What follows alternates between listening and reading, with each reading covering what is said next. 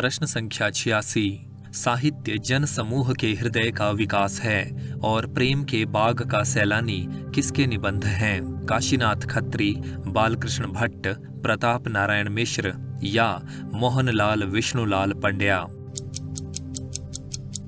सही उत्तर है बालकृष्ण भट्ट।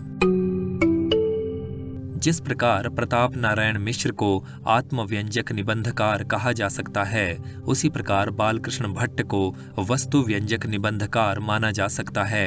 इन्होंने विचारात्मक निबंधों के अतिरिक्त भावात्मक, कथात्मक और वर्णनात्मक निबंध भी लिखे हैं। भावात्मक निबंधों में चंद्रोदय प्रसिद्ध है। इसी प्रकार संसार महानाट्यशाला तथा प्रेम के बाग का सैलानी निबंध वर्णनात्मक माने जा सकते हैं।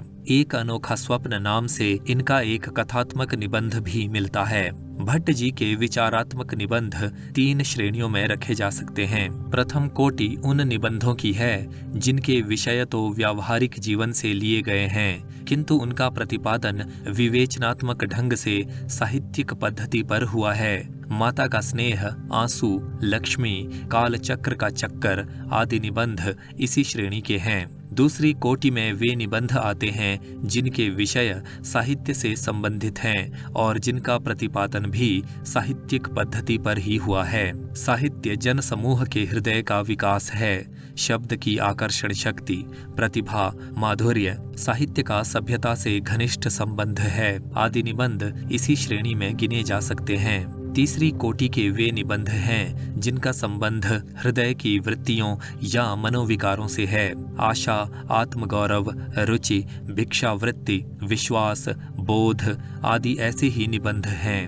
एक प्रकार से हिंदी में मनोविकार संबंधी निबंधों की शुरुआत बालकृष्ण भट्ट से ही मानी जा सकती है। डॉक्टर बच्चन सिंह ने आधुनिक हिंदी साहित्य का इतिहास में समकालीन साहित्यकारों की तुलना में बालकृष्ण भट्ट की देशभक्ति और स्पष्टवादिता की प्रशंसा करते हुए लिखा है।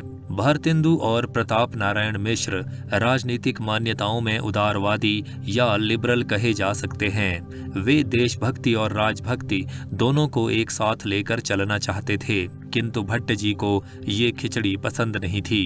हिंदी लेखकों में वे पहले व्यक्ति हैं जिन्होंने इस नीति का स्पष्ट और तीखा विरोध किया। वे देशभक्ति और राजभक्ति को एक दूसरे का विरोधी मानते थे। उन्होंने लिखा है, हमारा कथन है कि राजभक्ति और प्रजा का हित दोनों का साथ कैसे निभ सकता है। जैसे हंसना और गाल का फुलाना, बहुरी चबाना और शहनाई बजाना एक संग नहीं हो सकता, ऐसा ही ये भी असंभव और दुर्घट है। राजनीति में वे लोकमान्य तिलक के अनुयायी थे। अंग्रेजों को इतनी खरी खोटी ना तो भारतेंदु सुना सके थे और ना तो प्रताप नारायण मिश्र। अंग्रेजी शासन की कटु आलोचना करने के साथ ही भट्ट जी ने विदेशी शासन की विकृतियों को अपेक्षाकृत गहराई में बैठकर देखा। वे अपने युग के साहित्यकारों में सर्वाधिक व्यापक और गहन दृष्टि रखने वाले व्यक्ति थे। सरकारी पिट्ठुओं के कट्टर शत्रु होने के कारण राजा शिव प्रसाद और सर सैयद अहमद खां को उन्होंने आड़े हाथों लिया।